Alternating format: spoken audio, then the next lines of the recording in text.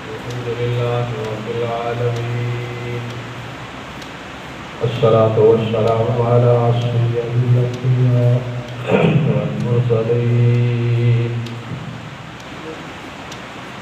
أما بعد فأعوذ بالله من الشيطان الرجيم. بسم الله الرحمن الرحيم.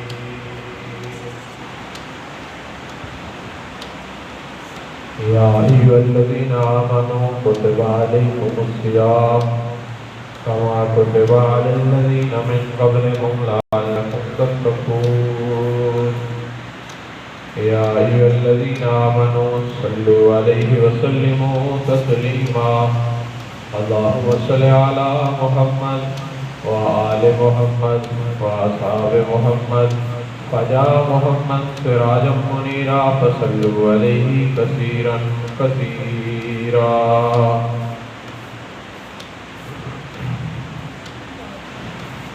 17 رمضان المبارک کا جمعۃ المبارک ہماری زندگیوں سے گزر رہا ہے. سن 1442 ہجری ہے. اللہ کریم سے دعا ہے کہ اللہ ہمیں عمل والی، سمجھ والی، فہم و فراست والی، قرآن و سنت والی زندگی نصیب فرمائے اور رمضان کی کما حق حقوق قدر کرنے کی توفیق نصیب فرمائے.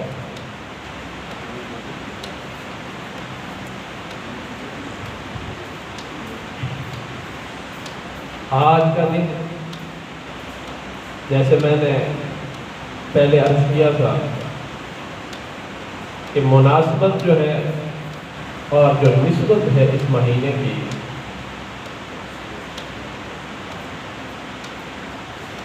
جو نسبت اور اس مہینے کے ساتھ خصوصی ایام ہے، ان کی نسبت سے اجتماعات جمعہ میں تفصیلی بات عرض کروں گا. آج رمضان کا تیسرا جمعہ اور خوش قسمتی سے 17 رمضان، اور 17 رمضان کو 2 واقعات پیش آئے جو بڑے اہم ہیں.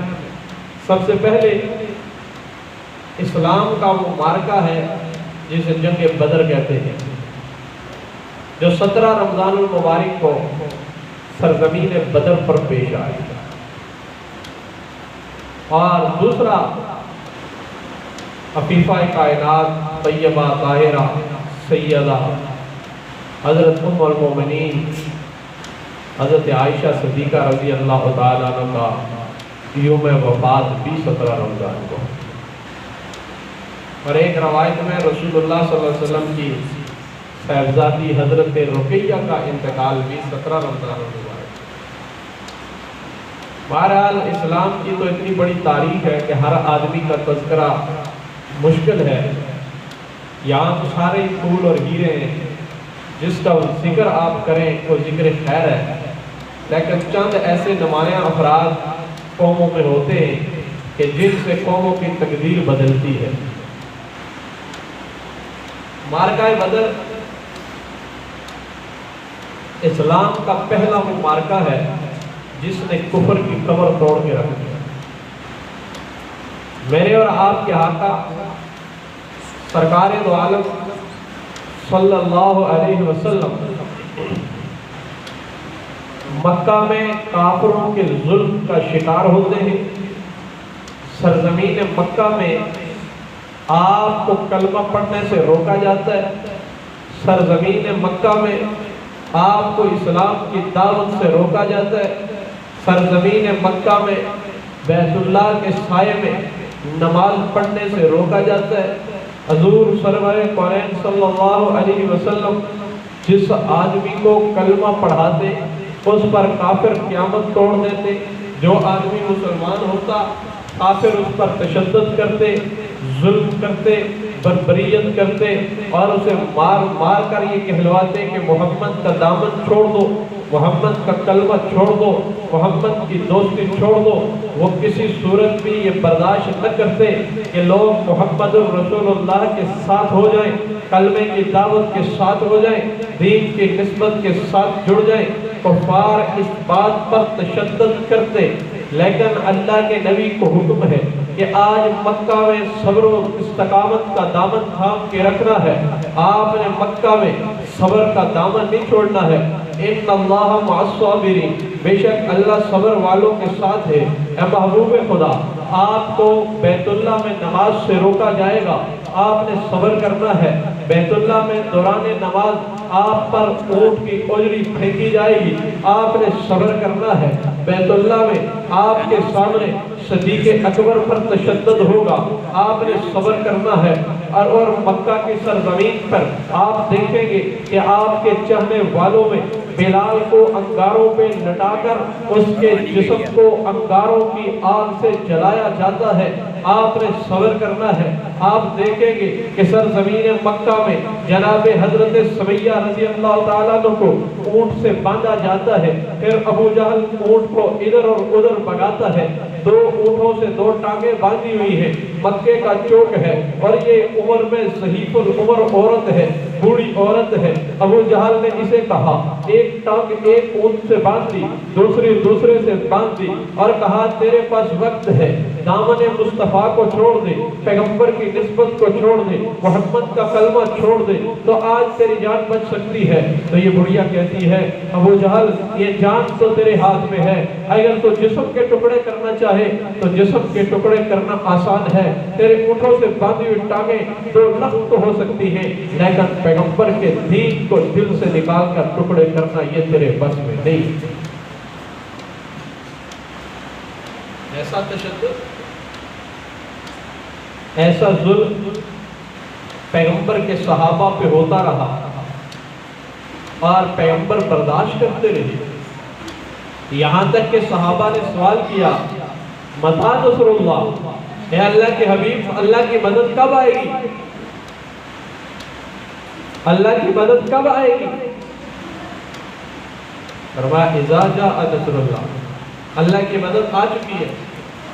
اللہ نے کہا میرے حبیب، اس دین کے لیے یہ صحابہ پسیں گے، اس دین کے لیے ان کا مال لگے گا، اس دین کے لیے ان کی جانیں لگیں گی، اس دین کے لیے ان کا قبہ اور قبیلہ لگے گا، ان کا خاندان اور مال لگے گا۔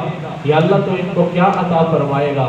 فرمایا میں ان کو سرٹیفکیٹ دوں گا، میں انہیں سند دوں گا، میں انہیں اعزاز دوں گا، رضی اللہ عنہم ورضوا عنہ۔ میں دنیا میں ان سے اعلان کروں گا یہ طبقہ وہ ہے جو اللہ سے راضی ہے، یہ طبقہ وہ ہے جس پہ اللہ بھی راضی ہے۔ لیکن یہ ایسے نہیں ہوا، اس کے لیے بہت بڑی قربانی لگی ہے، اس کے لیے بہت بڑی قربانی لگی ہے۔ مکے میں صحابہ کی زندگی کو، شیب ابی طالب کی زندگی کو اگر آپ پڑھیں تو آپ کے آنسو بند رہو۔ چیخ و پکار آپ ان بچوں کی سنیں کہ جن کی ماؤں کی چھاتیوں سے دودھ خشک ہو گیا اور باہر سے کوئی چیز جا نہیں سکتی، سوشل بائیکاٹ ہے، اور ان بچوں کی چیخ و پکار پر ابو جہل کا بھی دل پستا ہے، لیکن ظلم اتنا کرتا ہے کہ وہ اس کو دیکھ کے خوش ہوتا ہے کہ شاید پیغمبر کی تحریک رک جائے، شاید پیغمبر کا دین رک جائے، شاید مصطفیٰ کریم کی دعوت رک جائے۔ لیکن اللہ نے کہا یہ ظلم اور تشدد، یہ بربریت، یہ ظلم، یہ محمد کے راستے میں رکاوٹ نہیں بن سکتا، اور یہ پابندیاں، یہ آٹھ درمیاں، یہ جیل خانہ جات، یہ اس کو دبایا نہیں جا سکتا، بلکہ تم جتنا اس دین کو دباؤ گے یہ اتنا ہی ابھرے گا۔ جب یہ ہجرت کر کے چلے گئے، اب حکم آیا متی نصر اللہ، اللہ کی مدد آ گئی۔ اللہ کو اپنے حبیب کی محبت میں جھوم کر کہا میرے حبیب، پہلے تجھے معراج پر بلایا تھا، اب تجھے ایک رات مزید اٹھاتا ہوں اور یہ کہتا ہوں کہ آج سرزمین مکہ چھوڑ دے اور سرزمین مدینہ پہ چلا۔ اور طریقۃ الہجرت جو ہے وہ بیت اللہ سے وہ راستہ جاتے ہیں جس راستے سے حضور رات کے وقت نکلے، اور جب بندہ واقعات سے واقف ہو اور پھر بیت اللہ سے نکلے تو سوچتا ہے کہ میرے آقا رات کی تنہائی میں اس راستے میں سفر کر کے اپنا آبائی شہر چھوڑ کر کے، تو یقین جانے کہ آنسو بند نہیں ہوتے، رونا آتا ہے۔ بیت اللہ اتنا جاؤ جلال ہے بیت اللہ کا کہ اس کا بیان کرنا مشکل ہے، اتنی جاؤ جلال ہے، بہت جلال ہے بیت اللہ شریف کا، اور بہت جلال میں بہت لذت ہے بیت اللہ میں۔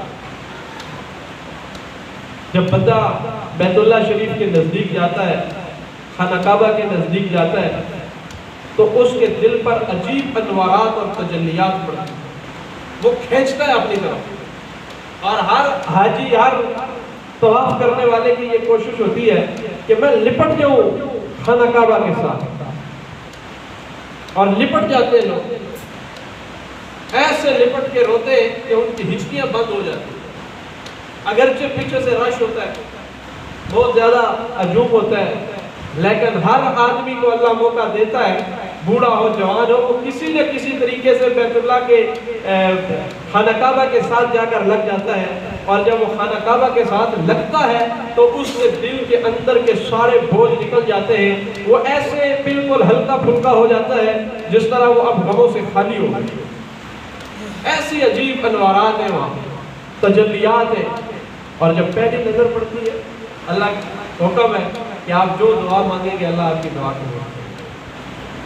بیت اللہ شریف پر پہلی نظر پڑے تو جو دعا مانگیں گے اللہ قبول فرمائے گا۔ ہمارے ایک دوست تھے، مجھے کہنے لگے آپ جب سامنے جاؤ تو میں آپ کو بتاتا ہوں دعا کیا مانگیں گے۔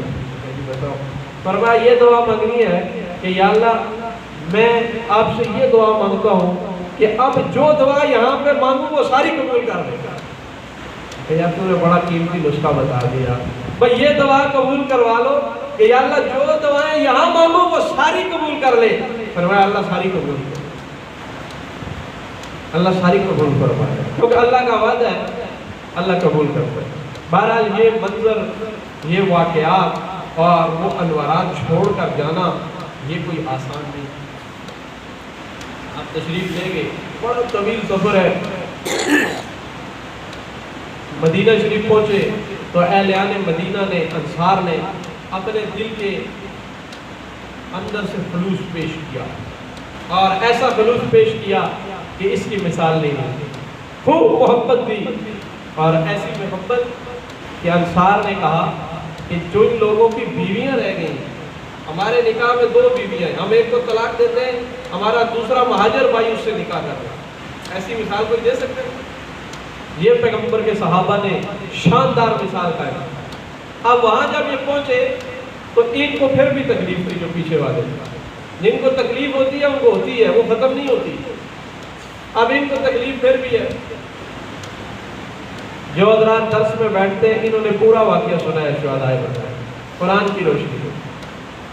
اب یہ جو ستاتے تھے ان کو پکڑنے کے لیے پیغمبر نے صحابہ کو تیار کیا، اور چونکہ جو قافلہ حضرت ابو سفیان رضی اللہ تعالیٰ اس وقت مسلمان نہیں ہوئے تھے، ان کی قیادت میں آ رہا تھا، تو انہوں نے کہا چلو ان سے 2 ہاتھ کرتے ہیں وہاں جا کر اور کچھ سمجھاتے ہیں کہ یار ایسا نہ کرو، اب یہاں تو بند کر دو معاملات۔ لیکن جاسوسی سسٹم ایسا تھا کہ جب پیغمبر اپنے صحابہ کو 313 کو لے کر کے بدر پہنچے تو مدینے سے مکہ جاسوسوں نے اطلاع کی، منافقوں نے، کہ یہ آ رہے ہیں جی ابو سفیان کو پکڑنے کے لیے۔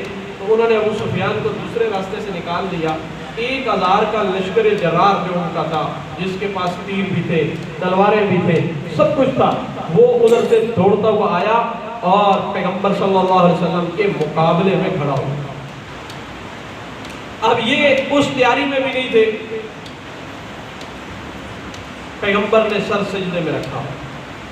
سرکار دو عالم صلی اللہ علیہ وسلم نے یہاں ایک درس دیا کہ جب مشکل آ جائے تو مشکل کشا خدا ہے، اس کے سامنے سر کو جھکا دو۔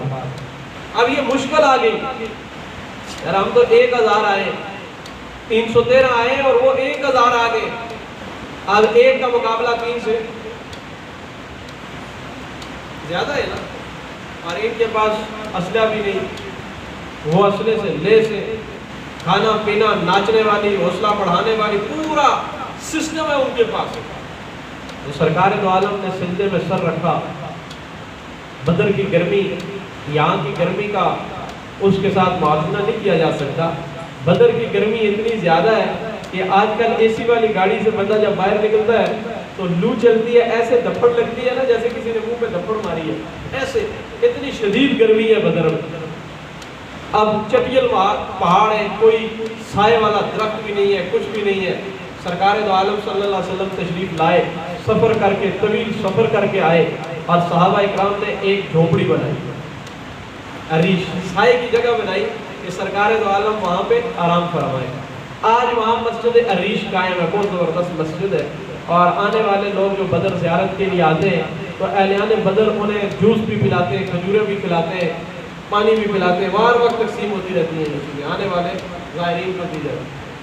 لیکن اس زمانے میں ایک ٹینیاں ڈال کے تھوڑے سا جہاڑیوں کے اندر ایک جگہ بنائی گئی جہاں دو جہاں کا بادشاہ آرام کر رہا۔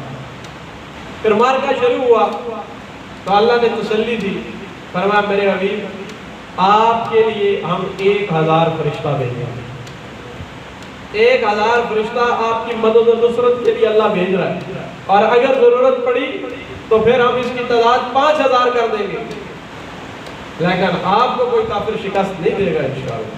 کیوں؟ کہ آپ کے ساتھ اللہ کی مدد ہے، اور جس کے ساتھ اللہ کی مدد ہو وہ فاتح بنتا ہے، وہ شکست خور نہیں ہوتا۔ اب یہ مارکہ بدر سجا، مقابلے میں 1000 آئے، انہوں نے کہا ہم انہیں گاجر مولی کی طرح کاٹیں گے، اللہ نے رات کو بارش برسائی، ان کا ستیہ ناش ہوا، اور جب میدان سجا اب پیغمبر کے صحابہ میں چھوٹے چھوٹے بچے بھی کھڑے ہیں، اور وہ کہتے ہیں یا رسول اللہ ہمیں ابو جہل کا بتائیں، بچہ ہے لیکن جذبہ تو دیکھیے، بچہ ہے ایمان تو دیکھیے۔ اللہ کے نبی نے فرمایا اے شہزادے تو چھوٹی عمر کا ہے، تجھے تو پیچھے رہنا ہے۔ فرمایا اللہ کے نبی ہم نے سنا ہے کہ اس ابو جہل نے آپ کو بہت ستایا ہے، آج ہم یہ چاہتے ہیں کہ آج نبی کے دشمن کو یہ معصوم بچے قتل کر کے تاریخ رقم کر دیں۔ ابو جہل سامنے سے گزرا تو اللہ کے نبی نے بتایا اے شہزادے یہ ابو جہل ہے، وہ دونوں بھائی اس پہ ٹوٹے جو عمر میں کمسن ہیں، اور دونوں بھائیوں نے اسے گرایا، وہ زخمی ہوا۔ عبداللہ بن مسعود نے ابو جہل کی گردن کاٹی، اور آج ابو جہل کا اختتام ہو گیا۔ جس نے پیغمبر کو ستایا تھا آج کافر گرفتار ہو گئے، اور بڑے بڑے 70 کافروں کو آپ نے ذبح کر دیا اور بدر کے کنویں پہ ان کو ڈالا۔ آج وہ کنواں پورے بدر کا گٹر ہے جس میں وہ کافر پڑے۔ اسلام جیت گیا، کفر ہار گیا، اسلام کا سر بلند ہوا، اور بدر کے مارکے میں کفر زیر نگی ہوا۔ آج 17 رمضان کو ہمیں یہ درس ملتا ہے کہ آج ہم جو گھبراتے پھرتے ہیں وہ جی ہم کیا کریں، ملک چھوٹا ہے، فوج کم ہے، طاقت نہیں ہے، انڈیا، امریکہ، یہود و نصارہ ان کے پاس بہت زیادہ طاقت ہے، ایسی بات نہیں ہے۔ مسلم ہے، یہ کافر ہے، اور مسلم اور کافر میں فرق یہ ہے کہ اگر مسلمان ہے تو وہ اللہ پہ یقین کرتا ہے، اگر وہ کافر ہے وہ اسلحہ پہ یقین کرتا ہے۔ مومن کا اسلحہ تیر و تلوار نہیں، ایمان ہوا کرتا ہے، کافر کا اسلحہ ظاہری ہوا کرتا ہے۔ مومن اسلحے کی بنیاد پر جنگیں نہیں لڑتا، مسلم اللہ کی مدد پہ جنگیں لڑتا ہے، اور تاریخ یہی بتاتی ہے کہ جب ایمان والے اسلحہ کی بنیاد کے بجائے ایمان کی بنیاد پر میدان جنگ میں اترے ہیں، وہ بدر و حنین ہو، تبوک ہو، فتح مکہ ہو، پیغمبر کی زندگی کے غزوات ہو، یا پیغمبر کے صحابہ کے خلافت راشدہ کے 30 سال ہو، جس طرف بھی پیغمبر کے صحابہ نے رخ کیا ہے، لشکر جو اسلحہ سے لاؤ لیس تھے ان کو پلٹ کے رکھ دیا ہے۔ ہر طرف یہی پیغام کیا ہے کہ جنگ اسلحہ سے نہیں، جنگ پیغمبر کے صحابہ، پیغمبر کے دین کے مطابق اللہ کی مدد سے جیتے۔ بدر کی جنگ جیتی کہ نہیں جیتی؟ بات سمجھ آئی؟ اب تو اتنے مایوس ہوتے ہیں کہ ہم جہاد کے نام سے ڈرتے ہیں، اور صحابہ جہاد کے نام پہ تڑپتے تھے۔ اب ان کی عادت یہ تھی وہ جہاد کے لیے تڑپتے تھے، ان کا مشعلہ جہاد تھا، اور ہمارا مشعلہ فساد ہے، جہاد نہیں۔ جہاد سے تو گھبراتے ہیں، اب مولوی بھی جہاد کی بات نہیں کرتا، عام آدمی تو دور کی بات ہے، ہر آدمی ڈرتا ہے جہاد کی بات کریں گے پرچہ ہو جائے گا۔ मीठा मीठा खाते, कोड़ा कोड़ा नहीं खा सकते, लेकिन जब तक जिहाद था उम्मत उरूज पे थी, जब तक जिहाद था दीन का गलबा था, जब तक जिहाद था पूरी दुनिया पर इस्लाम का गलबा था, मुसलमान का रोब और दबदबा था। जब से जिहाद छूट गया, मुसलमानों के अंदर से गैरत निकल गई, कुफर इन पे गालिब आ गया। आज इनको उन्होंने अपना गुलाम बना लिया कर्जे की मद में। आज मुसलमान हुक्मरान अल्लाह के दीन से गाफिल हो गया और आज जिहाद के नाम से खौफजदा हो गया। अब यहूद और निसारा के सामने जब वो कहते हैं जिहाद की बात नहीं करनी, ये कुरान की 450 आयात का मुनकर बन जाता है, ये कुरान की सूरह अनफाल का मुनकर बन जाता है, ये गज़वाए बद्र और हुनैन का मुनकर बन जाता है, ये पैगंबर का दीन छोड़ देता है और यहूद और निसारा की ताबेदारी करता है। मेरे भाइयों, आज का दिन ये दर्स देता है कि अगर तुम्हारी बका है तो फिर मैदान बदर पैदा कर। आज भी फरिश्ते उतर सकते हैं कतार अंदर कितार अब भी, लेकिन तुझे ईमान बदर पैदा करना पड़ेगा, ईमान उहद पैदा करना पड़ेगा, ईमान खंदक पैदा करना पड़ेगा, ईमान तबूक पैदा करना पड़ेगा, ईमान यरमुक पैदा करना पड़ेगा। जिस तरह पैगंबर के सहाबा का ईमान था, आज भी अगर उम्मत के नौजवानों का ईमान ऐसा आ जाए, हुक्मरानों का ईमान ऐसा आ जाए, फौजियों का ईमान ऐसा बन जाए तो दुनिया पर इस्लाम का झंडा लहराएगा, कुफर आज भी मिट सकता है। तो ये पैगाम है बदर का और वक्त मुख्तसर है। दूसरा उन्वान सैयदा तैयबा ताहिरा उम्मुल मोमिनीन सैयदा आयशा का है, क्योंकि 17 रमजान और मुबारक को हजरत आयशा की वफात का भी दिन है। आप सबको खूब रोजा लगा हुआ है, सारे मेरे साथ अभी सो के जाए, बिल्कुल ऐसे लग रहा है ना, बिल्कुल नींद का गलबा है, कोई सुभान अल्लाह माशाअल्लाह अल्लाहु अकबर कुछ भी नहीं, ऊपर से गुजर रहा है। बदर तो ऊपर से गुजर गया, लेकिन हजरत आयशा को तो महफूज कर रहे हैं। क्या ख्याल है? जो जो सोए हुए हैं हाथ खड़ा करें।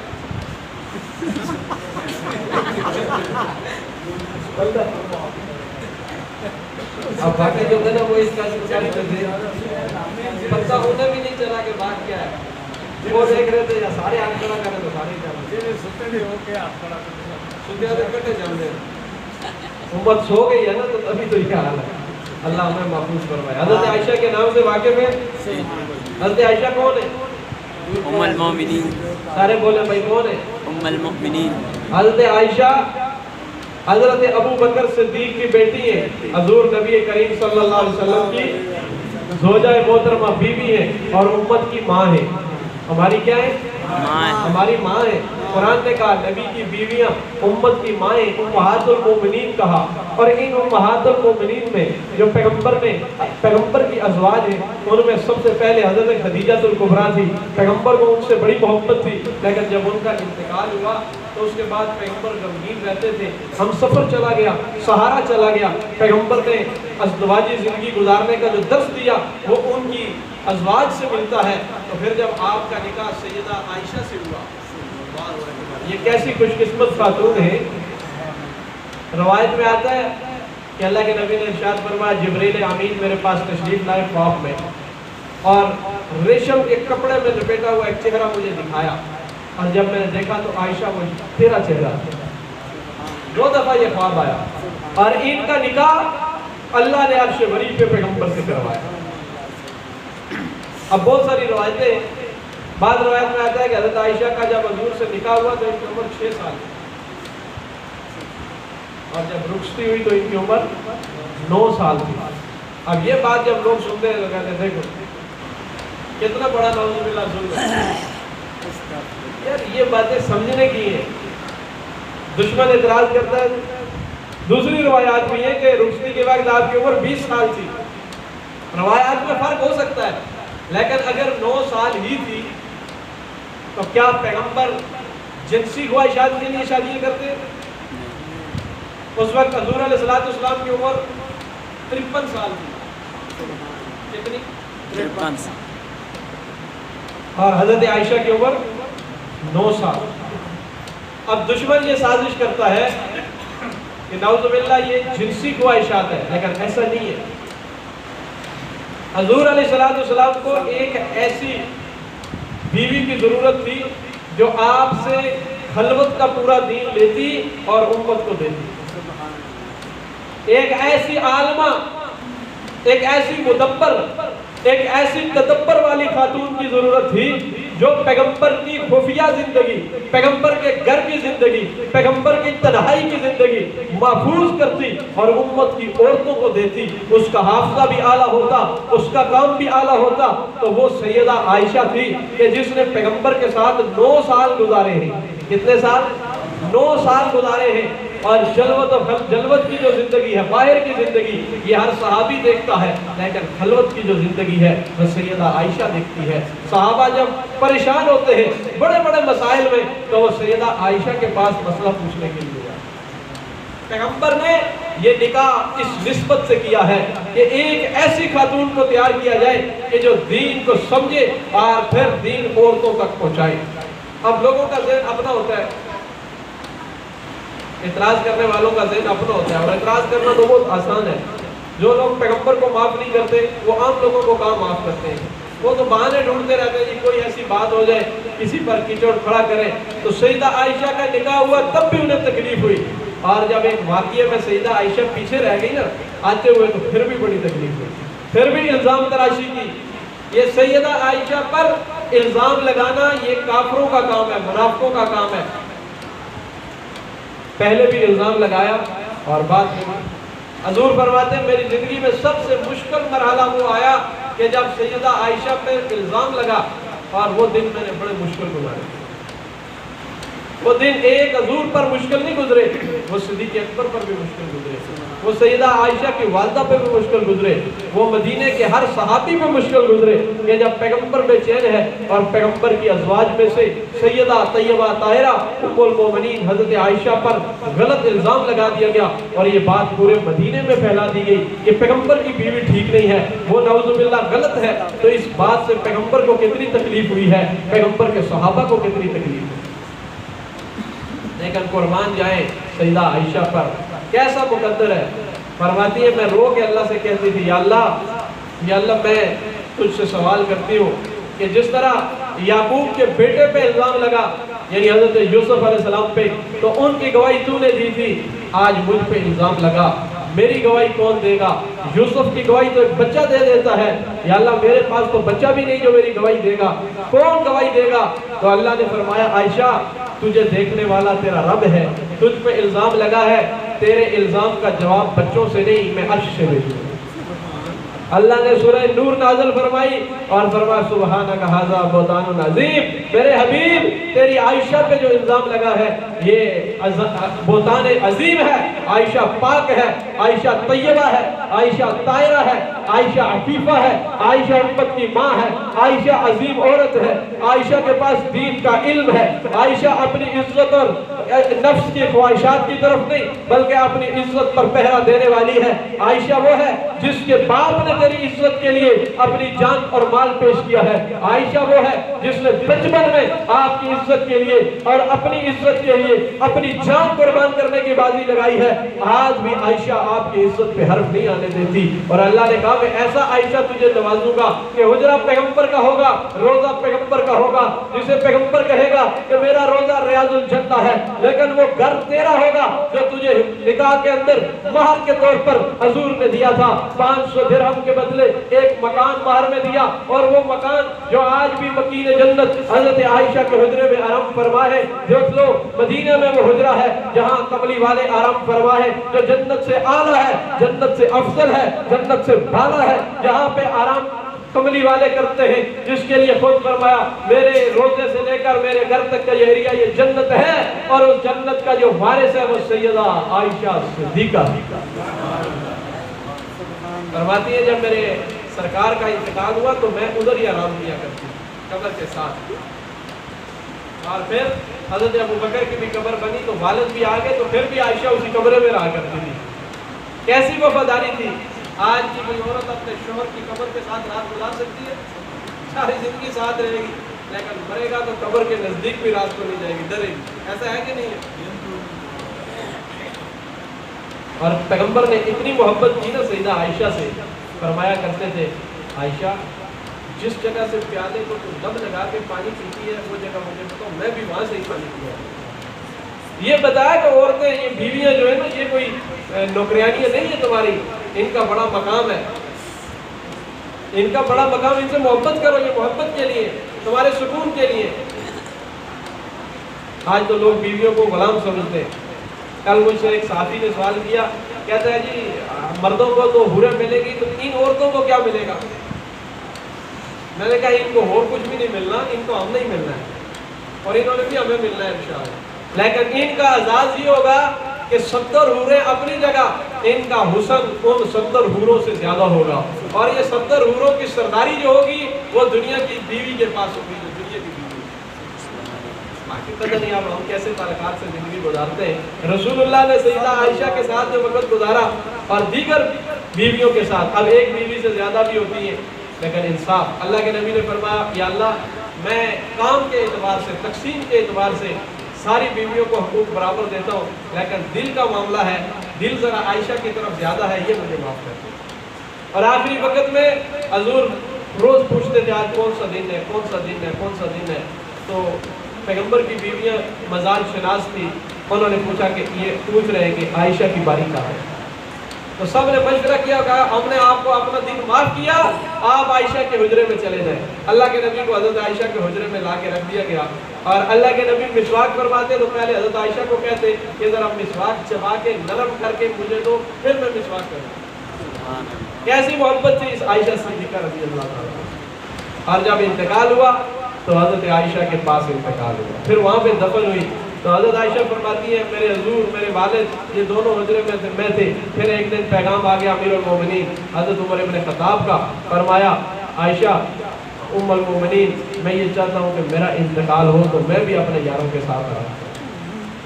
تو فرماتی ہے کہ وہ تیسری قبر کی جگہ میں نے اپنے لیے رکھی تھی، لیکن جب عمر ابن خطاب کا حکم آیا تو میں نے وہ اپنی جگہ بھی نہیں دی۔ کیا مثال ہے امت کی ماں کی، کہ اپنے بیٹے کو اپنی قبر کی جگہ بھی دے دی، جنت دے دی، اور خود جنت البقیع میں چلی گئی۔ تو آپ خود جنت البقیع میں دفن ہیں، ایک قبر کی جگہ باقی ہے، روایت میں آتا ہے کہ وہاں پہ حضرت عیسیٰ علیہ السلام دفن ہوتے ہیں۔ تو آج کے دن یوم بدر کی مناسبت سے جذبہ جہاد کا درس دیتا ہے، اور 17 رمضان دنیا سے حضرت عائشہ کی رخصتی عفت، پردہ، حیا کا درس دیتی ہے، پاک دامنی کا درس دیتی ہے، جرأت اور بہادری کا درس دیتی ہے کہ آج کی امت کی مسلم مائیں آج سیرت عائشہ کو پڑھیں اور عائشہ جیسا کردار اپنائیں۔ اللہ کریم ہمیں عمل کی توفیق عطا فرمائے۔